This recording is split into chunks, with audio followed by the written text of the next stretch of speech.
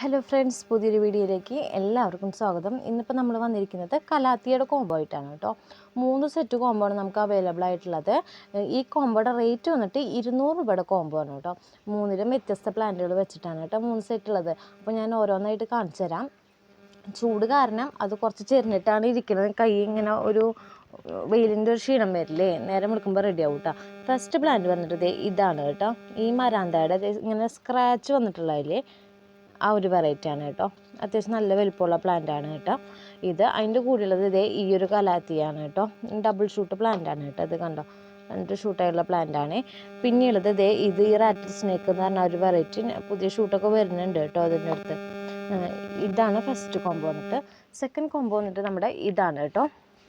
ഇതിങ്ങനെ നിൽക്കുന്നത് നോക്കണ്ട. ഈ വെറൈറ്റി ഇങ്ങനെ വെയിൽ വരുമ്പോഴേ ഒരു ഇങ്ങനെ ലീഫുകൾ ഇങ്ങനെ വാടിയ പോലെ നിൽക്കും. അത് നേരം വിളിക്കുമ്പോൾ റെഡി ആവും കേട്ടോ. അല്ലാണ്ട് കംപ്ലൈൻ്റ് ഒന്നുമല്ല.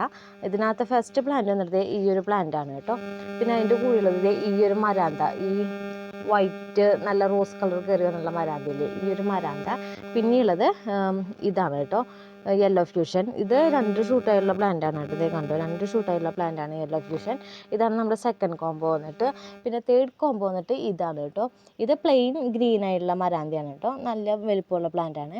അതിൻ്റെ കൂടെ വന്നിട്ട് ഈ ഒരു പ്ലാന്റ് ആണ് കേട്ടുള്ളത്. നെറ്റ് വർക്ക് എന്ന് പറഞ്ഞ കലാത്തിയുടെ അത്യാവശ്യം ബുഷിയായിട്ടുള്ളൊരു പ്ലാന്റ് ആണ് കേട്ടുള്ളത്.